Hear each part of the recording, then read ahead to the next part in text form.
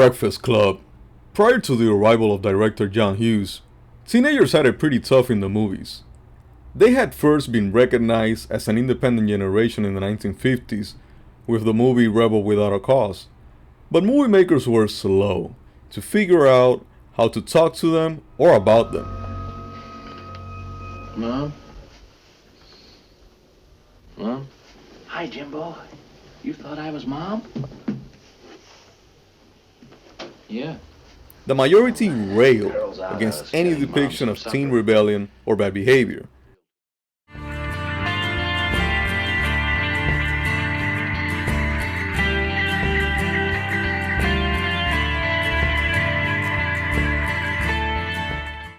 But the alternatives offered included all those sanitized beach party movies of the 1960s, starring Frankie Avalon and Annette Funicello. We got an early start. We're gonna have a ball. We're gonna ride the surf. And that ain't all.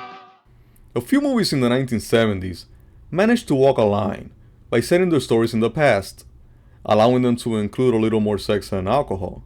Think Grease or American Graffiti.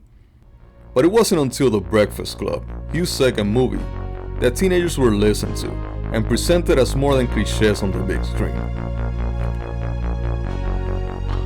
For starters, the movie offers nothing so structured as a plot.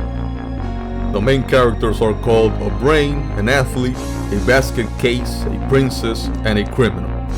And they are all sentenced to Saturday morning detention, arriving at 7 o'clock in the morning for a 9-hour stretch.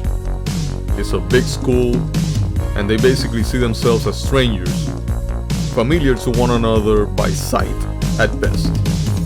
They are soon tasked with writing a 1,000-word essay on the topic of who do you think you are. But initially they squabble, tease one another, and try to get in a quick nap.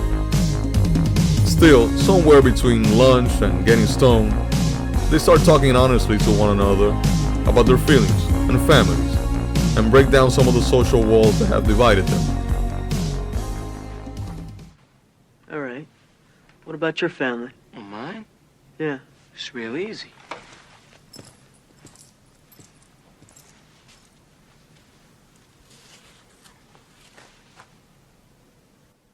Stupid, worthless. No, no, hold him tight. Hold him tight.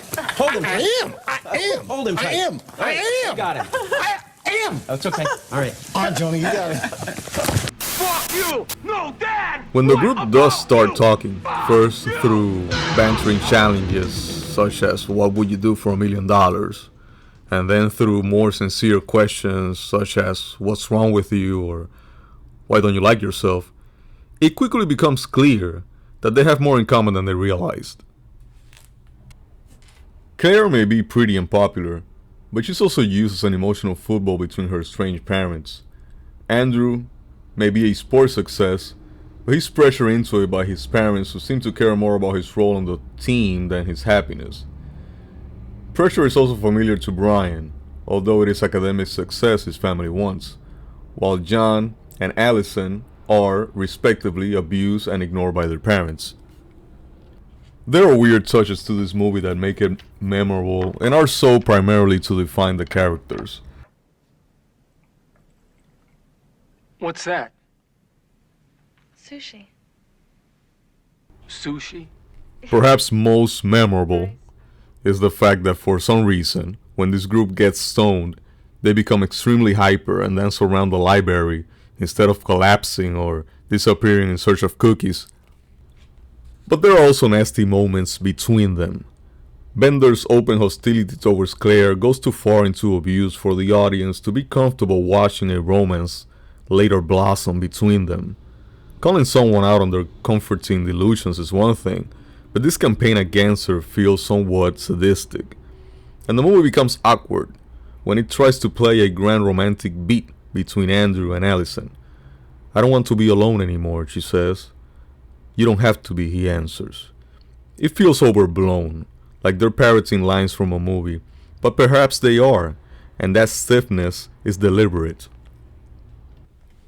As much as I liked Hughes' previous effort, 16 Candles, Sixteen Candles was a comedy, a very good one, but the concept of a teenage comedy was not new. On the other hand, The Breakfast Club was more profound, more original, and it has to be respected for that.